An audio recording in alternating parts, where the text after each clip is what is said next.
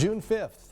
It is a day that will continue to go down in infamy for the generations affected by the Teton Dam disaster of 1976. Today is actually the 48th anniversary. And because of its impact, historians, museum curators, and even news outlets have worked to preserve the history of the people who lived through it. Our Ashley Chilcutt spoke with a couple whose wedding was actually postponed due to the flooding. The Teton Dam was built by the U.S. Bureau of Reclamation between Fremont County and Madison County.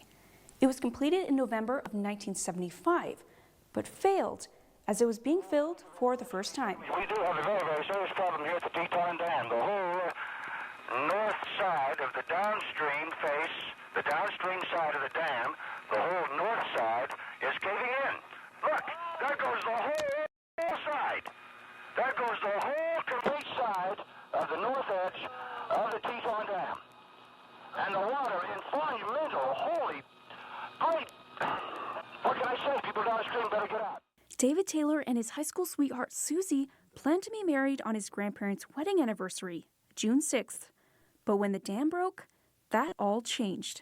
The first thing that came into mind was scared. We were a little distraught about it because, you know, we'd been a year's worth of planning at that point, and everything changed overnight. While they were in Idaho Falls, out of the direct flood stream, David's family was in Rexburg at the time. They had originally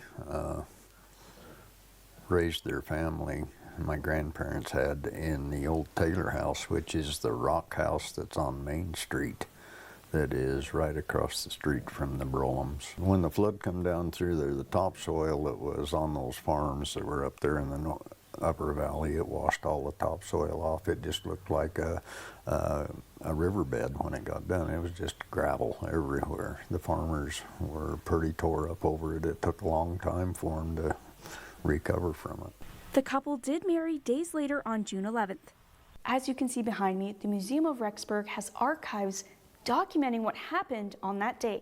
The museum's curator, Alicia Tejan, showed me a remnant of the flood recently discovered in the historic Romance Theater. When we were renovating the Romance in 2020, we had taken off the sheetrock and we saw this exposed flood line.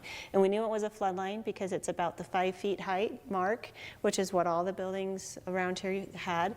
And there's also grass and hay still stuck on the wall. We were really surprised because that just shows how sticky this mud was and how hard it was to clean off, because we're sure they cleaned the wall, but there was still residue left over. However tragic it was, people who lived through it say the community became resilient and unified.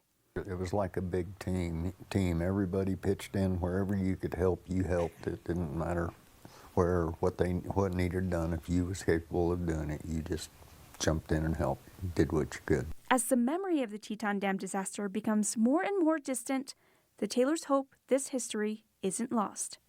I hope that the younger generation learns that by working together that we can overcome most any adversity. Reporting from the basement of the Rexburg Tabernacle, I'm Ashley Chilcutt. The Rexburg Flood Museum is located beneath the tabernacle. It is currently closed as the crews work on restoring the stone on the outside of the building. The museum staff is looking to relocate the flood artifacts to a new location, but one has not been chosen. So coming up in our next half hour, beginning at 9:30, we will rebroadcast our 40th anniversary special. Again, today's the 48th anniversary, but stick around for that.